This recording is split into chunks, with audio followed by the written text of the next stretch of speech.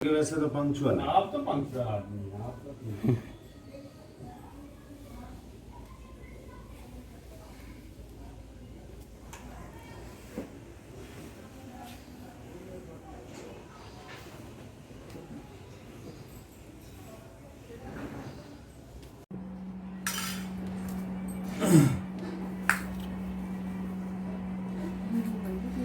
सबसे पहले अपने गुरु का ध्यान करेंगे जी।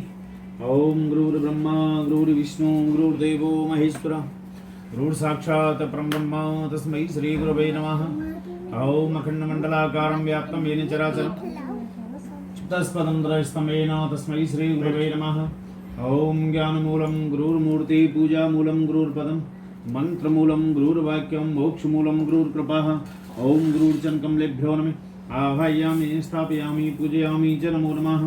हरि ओम। तत्पश्चात अपने दीपक देवता का ध्यान करेंगे। हे प्रभु, हमारे घर में परिवार में आप सदैव स्थिर रहना और जो भी हमारे घर में कष्ट बाधा है उनका भरण करना। हरि ओम। ओम भो देव देवी रूपस्तम क्रम साक्षी हाग्रत यावत् क्रम समाप्ति तावत्तम श्रेष्ठा भवः। ओम दीपोर्ज्योति परब्रह्म दीपोर्ज्योति जनार्दन दीपे हर्तु मे पापम सांद दीपो नमोस्तुते। ओम दीप देवताभ्यो नमः। आवाहयामि स्थापयामि पूजयामि च नमो नमः। हरि ओम। तत्पश्चात् स्वश्रीमन्महागणाधिपतये नमः। गणेश जी का ध्यान करेंगे जी। ओम स्वस्ति न इंद्रो वृद्धश्रवाः स्वस्ति नः पूषा विश्ववेदाः स्वस्ति नस्तारक्षो अरिष्टानेमि स्वस्ति नो बृहस्पतिर्दधातु। ओम पयः पृथिव्यां पयः खदेषु पयोदयन्तरिक्षे पयोदाः वयस्पति प्रदेशन्तुः मयम्। ओम विष्णुराराटमसि विष्णुसनत्रस्तो विष्णुसूर्यसि विष्णुधर्ममसि विष्णेमसि विष्णे त्वः।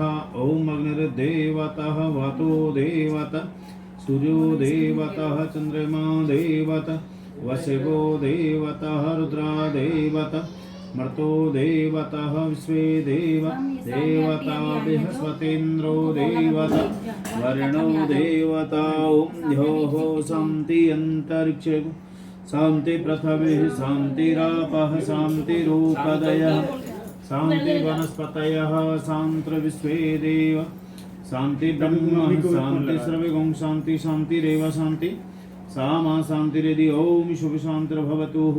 ओम विश्वानि देव सबदुरतानि पराय शुभ यद्भद्रं तन्ने आशुभः।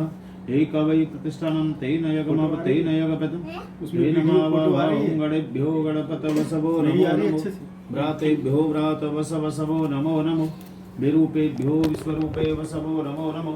ओम अम्बे अम्बके अम्बारिके नमानयति कश्चनः सुभद्रकां काम्बिलवासनिमः। ओम शुंकस्य गदन्तस्य कपलो गजकर्णके लंबोदरस्य विक्टो। हेलो। हाँ आंटी नमस्ते। आ जाओ। अरे तू है क्या? आंटी से बोल दे आ जा। विद्यारंभे वायस्य प्रवेशे नरकमे तथा संग्रामे संकटस्य वितरं तस्मै जायते। शुक्लांबरधरं देवं सचिवर्णं चतुर्भुजं प्रसन्नं वदनं ध्यायो सर्वविघ्नोपशान्ते। ओम अभिसिद्ध्यर्थे सिद्ध्यर्थे पूजताय स्वरेश्वरे सर्वविघ्नहरे तस्मै श्री गणाधिपतये नमः।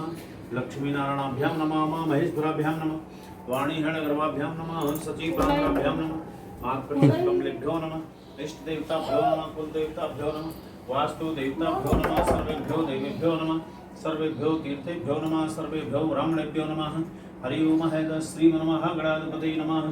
ओम तदेव लग्नं सुगनं तदेव तारावलं चन्द्रबलं तदेव विद्यावलं देवबलं तदेव लक्ष्मीपते ते राये स्मरामि लाभस्तेषां जयस्तेषां कुतस्तेषां पराजय येषामिन्दे वरेष्यामो हृदस्ततो जनार्दनाः यत्र योगेश्वरी कृष्णो यत्र पार्थो धनुर्धनः।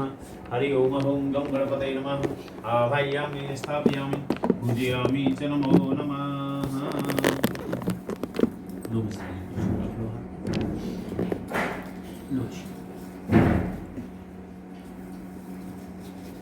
अब अंकल छुट्टी है क्या आज तेरी?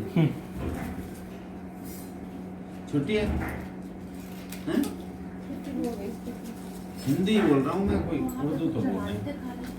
कोई बात नहीं, चलो ऐसे जब जो जो बोलेंगे हाथ में ऐसा करो। बोलिए ओम श्री विष्णु श्री विष्णु श्री विष्णु श्री विष्णु श्री विष्णु ओम श्री विष्णु श्री विष्णु श्री विष्णु अद्वैत द्वितीय प्रार्थना श्वेतवाराह कल्पे वयवस् मन मन मन तेष्टावि स्तमे कलियुगे कल्पतम चरणे जम्मू दीपे भरत खंडे भारतवर्षे आर्यावर्तांग देशे हरियाणा क्षेत्रे फरीदाबाद नगरांतर्गदेशम 2080 साखे सारवण साकं 1945 अमुकमासाय ज्येष्ठ सुवे शुक्ल पक्षे दशम्याम अमुकवासरावितायामः भौम वासरावितायामः यजमानस्य गोत्रोत्पन्नो कश्यप गोत्रोत्पन्नो यजमानस्य नाम्नः राजेश जी नाम्नायं सत्य स्मृति प्राणोत्पत्ता प्रत्ययशुभ कुटुंबरावार सहित व्यापार लाभ हेतु सर्वकृष्ण वर्ण हेतु धन धाम प्राप्ति हेतु यादि व्याधि निमित्त्यर्थः स्वयं पत्नी को सहितं स्वयं शादी साल ग्रह निमित्त्यर्थः हरि ओम श्री सत्यनारायण व्रत कथायां कर्माहं करिष्ये ओम तन्नो त्रिष्टं विश्वे देवाय आदयं कामो प्रतिष्ठः ओम मनोज्योतिर्जुष्टामस्यः वृष्टिर्गुं समन्धातु विश्वे देवाय आदयं कामो प्रतिष्ठः।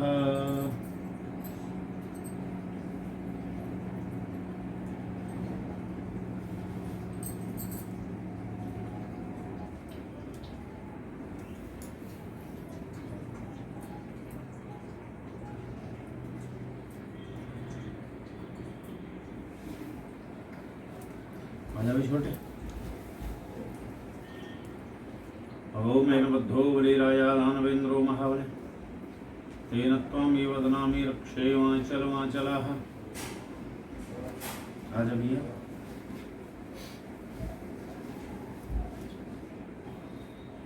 ओम एनबद्धो बलिराया दानवेन्द्रो महाबले तेन त्वमेव वदनामि रक्षे वाचलवाचलाः रक्षे वाचलवाचलाः। ओम मंगलम भगवान विष्णु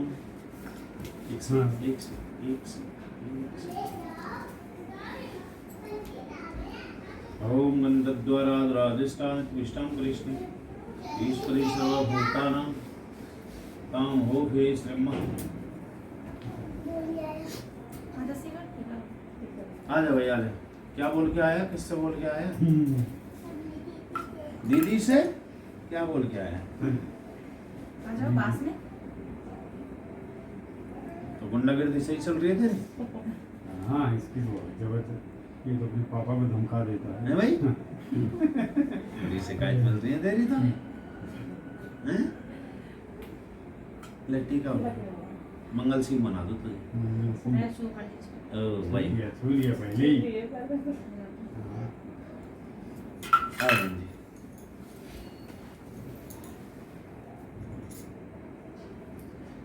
ओम एनबद्धोलिराया दानवेन्द्रो महाबले तेन त्वमेव वदनामि रक्षे वाचलवाचलः रक्षे वाचलवाचलः।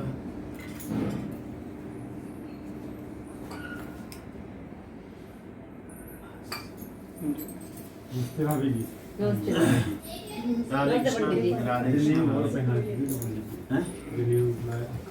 आपको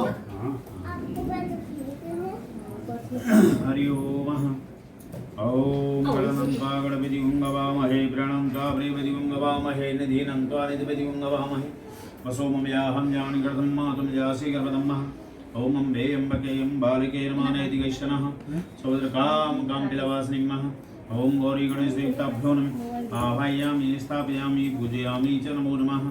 हरि ओम तत्पश्चातः कलश देवता का ध्यान करेंगे जी। ओम कलशस्य मुखे विष्णु कंठे रुद्र समाश्रितः मूले पुष्पतो ब्रह्मा मध्ये मृदगणाः स्मृतः मुक्षौ सागरा सर्वे सप्तदीपा सुंदरा ऋग्वेदो यजुर्वेदो सामवेदो अथर्वण अंगस्य सहिते सर्वे कलशन्तु समाश्रितः आयन्तु मम पूज्यार्थे दृश्य कारका। ओम गंगेश्च यमुनेश्च गोदावरी सरस्वती नर्मदे सिन्धु कावेरी जलेस्मिन् सन्निधौ कुरु। ओम अपां पते वरुणदेवताभ्यो नमः आवाहयामि स्थापयामि पूजयामि च नमो नमः। नवग्रह देवताओं का ध्यान करेंगे जी। ओम आग्रसेन रसावर्तमानो निवेशमर्तं च हिरण्येन सवतारथेनो देवयाद्भ्यो नानि पश्यन्नः।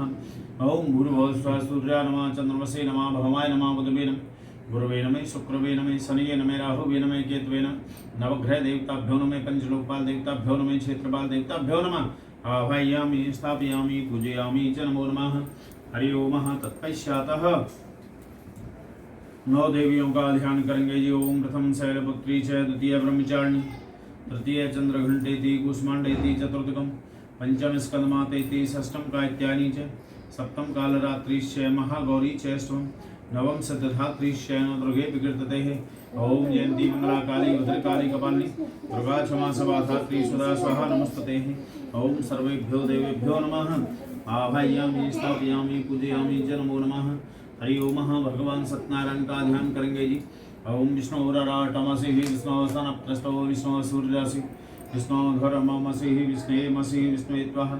ओम शांताकारं भुजगशयनं पदं नाभं सरेश्वरं विश्वाधारं गगसहसं मेघवर्णं सुवांग्यं लक्ष्मीकान्तं कमलनयनं योगविद्यानिगम्यं वन्दे विष्णुभवहरणं सर्वलोकैकनाथं महा।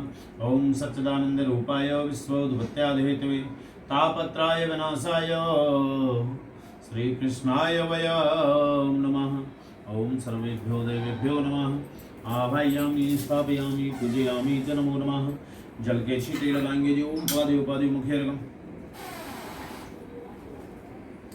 जले स्नानं समर्पयामि नमः। हरि ओम।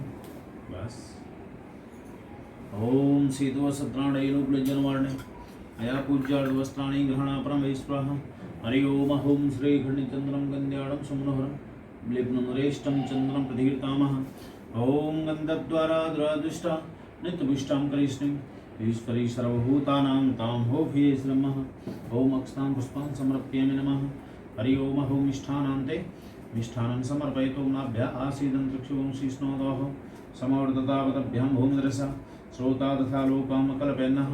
राम कहे सुखे आते हैं, कृष्ण कहे दुख जात, महिमा व प्रसाद की पाओ प्रेम लगाए। दानाय स्वाहा, व्यानाय स्वाहा, समानाय स्वाहा, उदानाय स्वाहा।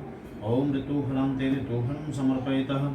हरि ओम। तत्पश्चातः मुखवासार्थे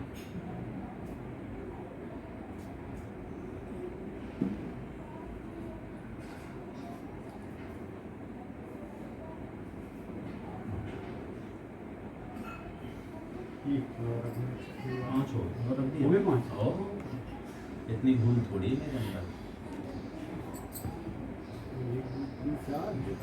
अरे बाबूजी, चार ही तो हैं।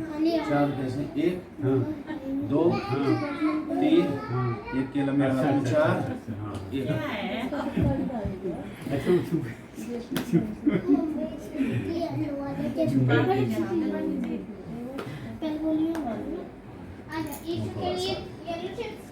धूप दीपम दक्षिणा दे।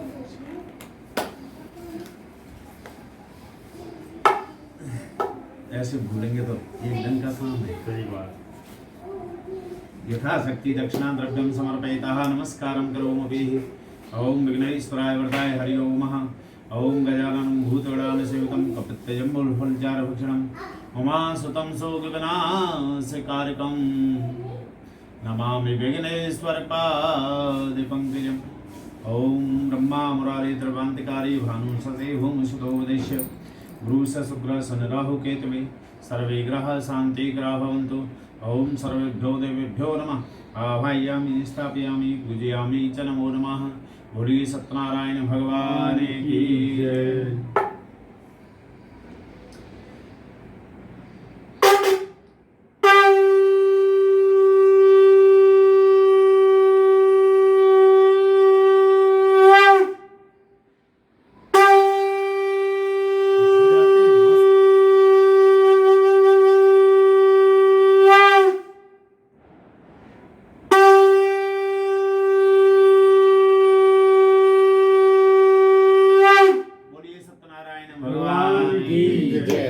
श्रीमन्नारायण नारायण नारायण श्रीमन्नारायण नारायण नारायण श्रीमन्नारायण नारायण नारायण श्रीमन्नारायण नारायण नारायण श्रीमन्नारायण नारायण नारायण श्रीमन्नारायण नारायण नारायण भजमन्नारायण नारायण नारायण भजमन्नारायण नारायण श्रीमन्नारायण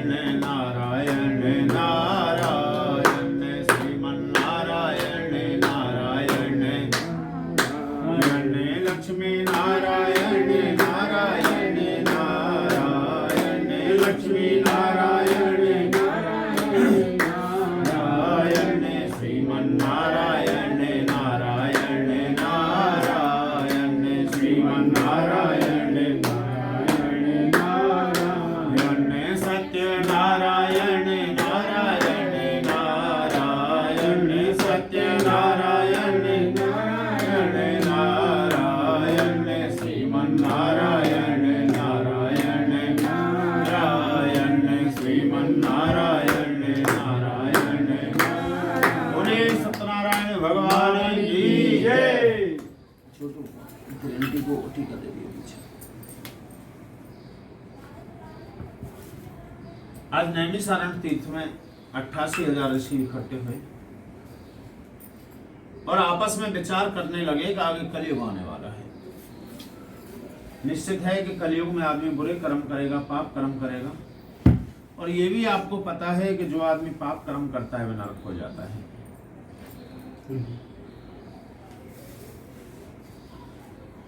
तो भाई नरक से छूटने का उपाय आपस में सोचने लगे। तो किसी ऋषि मुनि की आयु 5,000 वर्ष, किसी की 10,000, किसी की 15,000, लेकिन कोई भी इस चीज पर नहीं पहुंच पाया कि आखिर कलयुग में लोगों को ऐसा कौन सा पुण्य कर्म करना चाहिए कि जिससे कि वे नरक में जाने से बच जाए। तो उसी समय वहां पर सूर्य महाराज का आना हुआ, जिनकी उम्र मात्र 18 वर्ष है। जैसे ही सूर्य महाराज संतों के बीच में आए तो जितने भी संत थे उनको देख करके खड़े हो गए, उनको प्रणाम किया, उनको नमस्कार किया और कहने लगे तो सूर्य महाराज कहने लगे कि ऋषियों, मैं तो आप सबसे छोटा हूं, लेकिन फिर भी आपने मुझे इतना आदर सम्मान किस लिए दिया। तो ऋषि मुनि कहते हैं, प्रभु कोई आयु में बड़ा होता है, कोई बल में बड़ा होता है, कोई धन में बड़ा होता है, और वास्तव में बड़ा उसी को मानते हैं जो ज्ञान में बड़ा होता है। इसलिए हे प्रभु, आप हमसे ज्ञान में बड़े हो, आप हमारे कष्ट की निवृत्ति को कीजिए कि आखिर कलयुग में लोगों को ऐसा कौन सा पुण्य कर्म करना चाहिए कि जिससे कि वह नरक में ना जाए। तो सूर्य महाराज को बड़ी प्रसन्नता हुई और कहने लगे कि ऋषियों, आज मैं आपको एक ऐसी कथा कहता हूँ जो स्वयं भगवान विष्णु ने श्री नारद जी से कही थी। तो एक समय क्या हुआ, नारद जी इस पृथ्वी लोक पर घूमते घूमते आए। नारद जी ने देखा कि कोई आदमी हंसने में मस्त है, कोई खाने में मस्त है, कोई कमाने में मस्त है, लेकिन भगवान का पाठ पूजा कोई नहीं करता है। तो नारद जी सीधे भगवान विष्णु के पास पहुंचे और भगवान विष्णु के पास जाकर के बोले, हे प्रभु, जरा नीचे झांक करके देखो क्या हो रहा है। ना तो कोई आदमी सत्य बोलता है, ना किसी आदमी का रहन सहन अच्छा है, ना किसी आदमी का खान पान अच्छा है। बोले कि अगर इसी तरह चलता रहा तो एक दिन पृथ्वी समुद्र में डूब जाएगी। भगवान विष्णु ने कहा कि नारद जी, आप चाहते क्या हैं। बोले, प्रभु मैं केवल इतना चाहता हूं कि कलयुग के लोगों के लिए कोई सरल और साधारण सा उपाय बताने की कृपा करें। तो भगवान विष्णु ने कहा कि कलयुग के लोगों को श्री सत्यनारायण भगवान का व्रत करना चाहिए। बोले, प्रभु इस व्रत का क्या फल है, क्या विधान है, किसने इस व्रत को किया है और किस दिन इस व्रत को करना चाहिए। भगवान ने कहा कि दुख शोक आदि को दूर करने वाला है, धन धान को बढ़ाने वाला, सौभाग्य तथा संतान को देने वाला है, सभी स्थानों पर बजाई कराने वाला है, भक्ति और श्रद्धा के साथ मनुष्य किसी भी दिन धर्मपरायण होकर के पूजा करे, नैवेद्य केले का फल, घी, दूध, दही, गेहूं का चूर्ण और भगवान के व्रत की कुल सामग्रियों को लेकर के भगवान को अर्पण कर दें और नित्य गीत आदि का आचरण करता हुआ समय व्यतीत करें। इस तरह का व्रत करने पर मनुष्य की सारी इच्छाएं पूरी हो जाती हैं और विशेषकर कली काल में मोक्ष का यही सरल उपाय है। बोलिए सत्यनारायण भगवान की जय। दूसरे अध्याय में सूर्य कहते हैं, हे श्रेष्ठ मुनियों, मैं और भी कथा कहता हूँ, सुनो। कि पहले समय में एक राजा राज करता था। पहले समय में एक निर्धन ब्राह्मण था। वह बेचारा रोजाना पृथ्वी पर भीख मांगा करता था और अपने परिवार का गुजारा किया करता था। भगवान विष्णु ने देखा कि एक वृद्ध ब्राह्मण है और रोजाना दुखी हुआ पृथ्वी पर घूमता है, भीख मांगता है, दर दर भटकता है।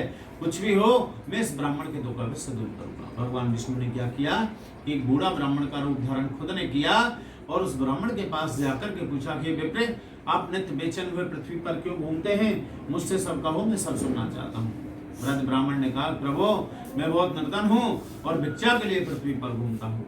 यदि आप इस निर्धनता से छूटने का कोई उपाय जानते हैं तो आप मुझे बताने की कृपा करें। भगवान विष्णु ने कहा, आप ऐसा करिए, श्री सत्यनारायण भगवान का व्रत कीजिए, जिनका व्रत करने से तुम्हारे जो भी कष्ट हैं वह सब दूर हो जाएंगे। तो भगवान वहां से ऐसा कहकर के अंतर ध्यान हो गए। आज जिस व्रत को उस ब्राह्मण ने बताया है मैं उसे अवश्य करूंगा। यह निश्चय करने पर रात को उसको नींद भी नहीं आई। सवेरे उठा और भिक्षा के लिए चला। उस दिन भिक्षा में उसको बहुत सा धन मिला और अपने भाई बंधुओं को बुला करके विधि के साथ भगवान जी का पूजन किया और व्रत किया। उस व्रत के प्रभाव से बूढ़ा ब्राह्मण धन पुत्र आदि से युक्त हो गया और जो भी उनके कष्ट थे वह भी सब दूर हो गए। आज नारद जी कहने लगे, हे प्रभु आप मुझे बताने की कृपा करें कि इस ब्राह्मण से सुनकर किस किस ने इस व्रत को किया है। हमारे मन में भी श्रद्धा है, हम सब सुनना चाहते हैं। तो भगवान कहने लगे कि एक समय वह ब्राह्मण धन और ऐश्वर्य के अनुसार व्रत करने के लिए तैयार हुआ। तो उसी समय वहां पर एक लकड़ी बेचने वाला बूढ़ा आदमी आए और ब्राह्मण के घर के बाहर लकड़ियों को रख करके ब्राह्मण के मकान में गया और प्यासे दुखी लकड़ारे ने ब्राह्मण को व्रत करते हुए देख करके विनय के साथ पूछने लगा कि विप्र, यह आप क्या कर रहे हैं और इसका करने का क्या फल है? व्रत ब्राह्मण ने कहा कि यह श्री सत्यनारायण भगवान का व्रत है और इसी की कृपा से मेरे यहाँ धन दान आदि की वृद्धि हुई है। तो लकड़ारा इस बारे में जान करके बड़ा ही प्रसन्न हुआ और चरणामृत लेने के बाद प्रसाद खाने के बाद अपने घर को गया। आज लकड़ारे ने भी अपने मन में इस प्रकार का संकल्प किया कि आज ग्राम में लकड़ी बेचने से जो भी धन मुझे मिलेगा उससे मैं श्री सत्यनारायण भगवान का व्रत करूंगा। तो अपने मन में ऐसा विचार करके वे नगर को चला गया। तो अपने भाई बंधुओं को बुला करके विधि के साथ भगवान जी का पूजन किया और व्रत किया।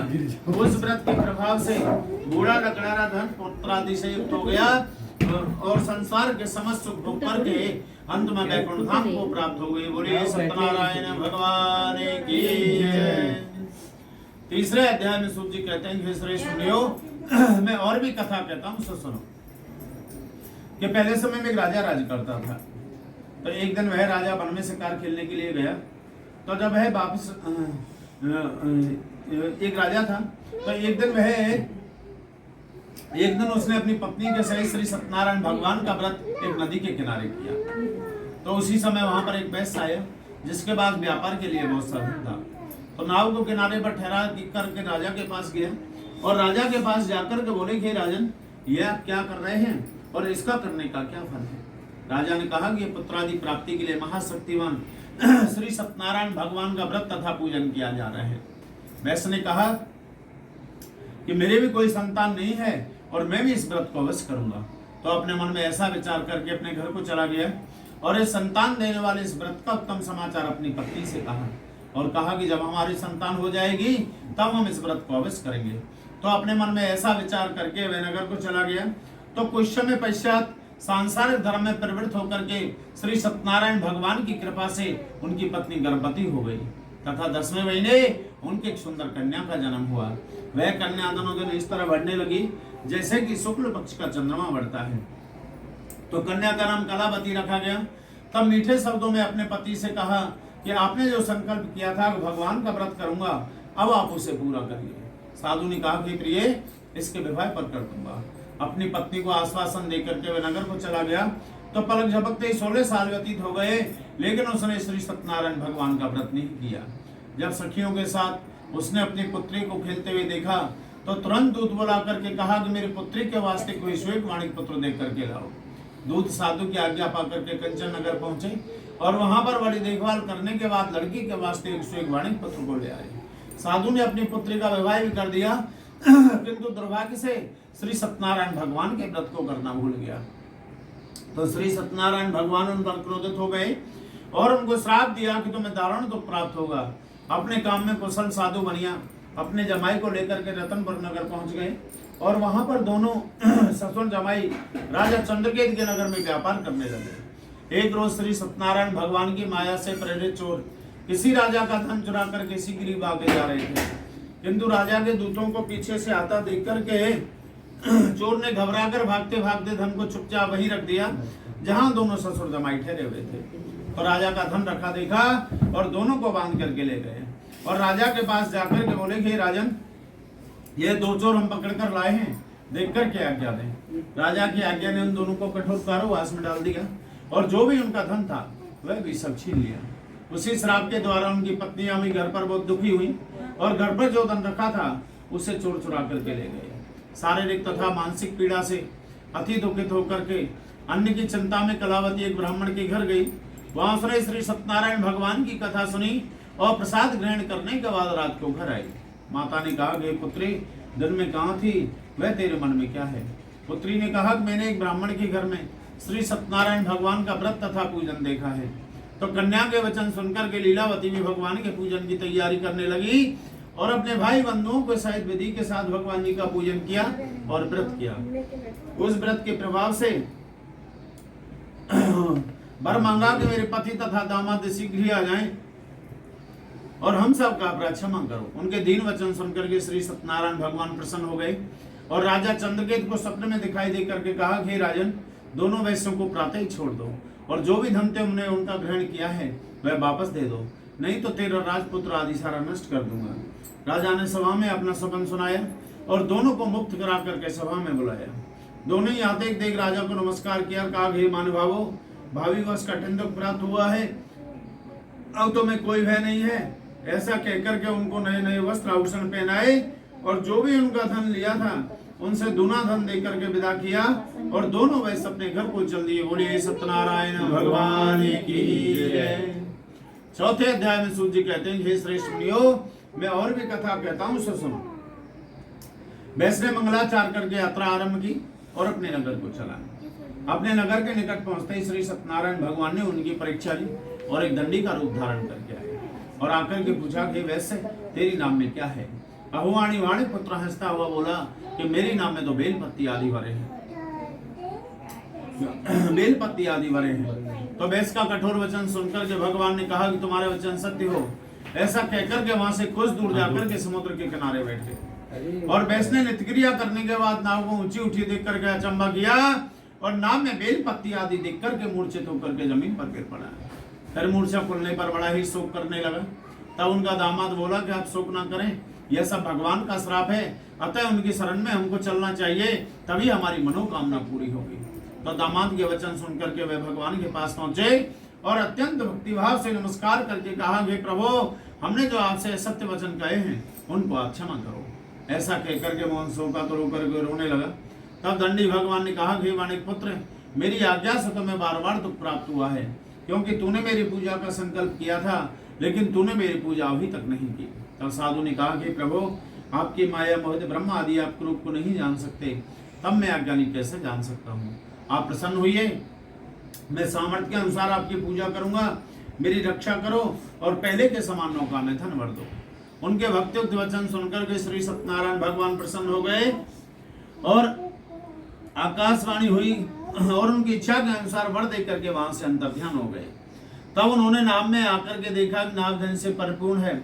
फिर वे साथियों के साथ श्री सत्यनारायण भगवान का पूजन कर अपने नगर के निकट पहुंचा। अपने नगर के निकट पहुंचते ही साधु ने एक दूत को घर भेजा और उस दूत ने उसके घर जाकर के उसकी स्त्री को नमस्कार करके कहा कि साधु अपने दामाद के सहित इस नगर के समीप आ गए हैं। तो सती बड़े हर्ष के साथ पुत्री से कहा कि मैं अपने पति के दर्शन को जाती हूँ, आप कार्य पूरा करके शीघ्र आ जाना। तो माता के वचन सुनकर के कलावती प्रसाद को छोड़ करके अपने पति के पास गई और प्रसाद की अवज्ञा के कारण श्री सत्यनारायण भगवान नष्ट हो गए और उनके पति को नाश सहित पानी में डुबो दिया। कलावती अपने पति को ना देख करके रोती हुई जमीन पर गिर गई। इस तरह कन्या को रोता हुआ देख करके साधु दुखित होकर के बोला कि प्रभु, मुझसे मेरे परिवार से जो कोई भूल हुई हो उसे आप क्षमा करो। उनके दीन वचन सुनकर के श्री सत्यनारायण भगवान प्रसन्न हो गए और आकाशवाणी हुई कि हे साधु, तेरी कन्या मेरे प्रसाद को छोड़ करके आई है, इसलिए इसका पति अदृश्य हुआ है। यदि वह घर जाकर प्रसाद खाकर लौटे तो इसका पति अवश्य मिल जाएगा। आकाशवाणी से ऐसा सुनकर के कलावती ने घर पहुंच करके प्रसाद खाया और बाद में अपने पति के दर्शन किए। उस दिन से हर पूर्णिमा में संक्रांति को श्री सत्यनारायण भगवान का व्रत तथा पूजन करने लगे और यहाँ का सुख भोग करके अंत में बैकुंठ धाम को प्राप्त हो गए। बोलिए सत्यनारायण भगवान की जय। 5वें अध्याय में सूत जी कहते हैं, हे श्रेष्ठ मुनियो, मैं और भी कथा कहता हूँ, सुनो। कि पहले समय में एक राजा राज्यपाल था। तो एक दिन वह राजा वन में शिकार खेलने के लिए गया। तो जब वह वापस लौट रहा था तो राजा ने देखा कि ग्वालवाल भक्ति भाव से एक बड़ के पेड़ के नीचे श्री सत्यनारायण भगवान का व्रत तथा पूजन कर रहे थे। राजा को अवमान आ गया, ना तो वह ग्वालों के पास गया, ना ही ग्वालों को नमस्कार किया। और जब ग्वालों ने भगवान का प्रसाद उस राजा के सामने रखा तो वह प्रसाद को त्याग करके अपनी सुंदर नगरी को चला गया। तो वहां उसने अपना सारा कुछ नष्ट पाया। तो वह जान गया कि यह सब भगवान ने किया है। तब वह विश्वास करके ग्वालों के पास गया, विधि के साथ भगवान जी का पूजन किया, व्रत किया। तो भगवान की कृपा से पहले जैसा था वैसा ही हो गया। जो मनुष्य इस परम दुर्लभ व्रत को करेगा, भगवान की कृपा से उनके धन धान की वृद्धि होती है, निर्धन धनी होता है, बंदी बंधनों से निर्भय हो जाता है, संतानहीनों को संतान की प्राप्ति होती है और सभी मनोरथ पूर्ण होकर के अंत में बैकुंठ धाम को जाता है। जिसने पहले समय में इस व्रत को किया है उसको दूसरे जन्म का इतिहास कहता हूँ। वृद्ध ब्राह्मण सुदामा का जन्म लेकर के मोक्ष को पाया। उल्कामुख नाम का राजा द्रसत होकर के बैकुंठ को प्राप्त हुआ और साधु नाम के वैष्णव मूर्त ध्वज बनकर के स्वयं अपने पुत्र को आरे से चीर करके मोक्ष को प्राप्त किया। और महाराज तुंगध्वज ने स्वयं धरती मनु होकर के भगवान के भक्त उत्क्रम करके मोक्ष को प्राप्त किया। बोले सत्यनारायण भगवान की जय। वही राधे राधे राधे राधे गाते रहना, जल्दी जल्दी वृंदावन में आते रहना। वही राधे राधे राधे राधे गाते रहना, जल्दी जल्दी वृंदावन में आते रहना। ओ वृंदावन में आके तुम्हें श्याम मिल जाएंगे, वृंदावन में आके तुम्हें श्याम मिल जाएंगे। वृंदावन में आके तुम्हें श्याम मिल जाएंगे, वृंदावन में आके तुम्हें श्याम मिल जाएंगे। श्याम मिल जाएंगे, घन श्याम मिल जाएंगे, श्याम मिल जाएंगे, घन श्याम मिल जाएंगे। कृष्णा कृष्णा कृष्णा कृष्णा गाते रहना, जल्दी जल्दी वृंदावन में आते रहना।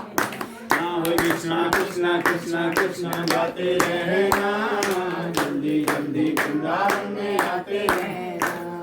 राधे राधे राधे राधे गाते रहना, जल्दी जल्दी वृंदावन में वृंदावन में आके तेरे भाग खुले जाएंगे, वृंदावन में आके भाग खुले जाएंगे। वृंदावन में आके तेरे भाग खुले जाएंगे, वृंदावन में आके तेरे भाग खुले जाएंगे। भाग खुले जाएंगे, नसीब खुले जाएंगे, भाग खुले जाएंगे, नसीब खुले जाएंगे। मुरली की धुन को सुनाते रहना, जल्दी जल्दी वृंदावन में आते रहना। मुरली की धुन को सुनाते रहना, जल्दी जल्दी वृंदावन में आते रहना। राधे राधे राधे राधे गाते रहना, जल्दी जल्दी वृंदावन में आते रहना। वृंदावन में आके तुम्हें संत मिल जाएंगे, वृंदावन में आके तुम्हें संत मिल जाएंगे। वृंदावन में आके तुम्हें संत मिल जाएंगे, वृंदावन में आके तुम्हें संत मिल जाएंगे। संत मिल जाएंगे, फकीर मिल जाएंगे, संत मिल जाएंगे, फकीर मिल जाएंगे। वही प्यारी प्यारी छवि को दिखाते रहना, जल्दी जल्दी वृंदावन में आते रहना। वही प्यारी प्यारी छवि को दिखाते रहना, जल्दी जल्दी वृंदावन में आते रहना। राधे राधे राधे राधे गाते रहना, जल्दी जल्दी वृंदावन में आते रहना। बोले सत्यनारायण भगवान की जय।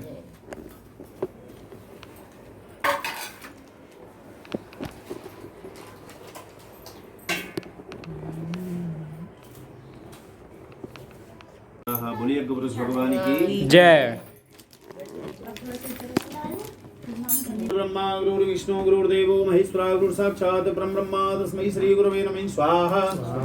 ओम गुरुर्ब्रह्मा गुरु विष्णु गुरुर्देवो महेश्वरा गुरु साक्षात् परब्रह्म तस्मै श्री गुरवे नमः स्वाहा। ओम गुरुर्ब्रह्मा गुरु विष्णु गुरुर्देवो महेश्वरा गुरु साक्षात् परब्रह्म तस्मै श्री गुरवे नमः स्वाहा। ओम गुरुर्ब्रह्मा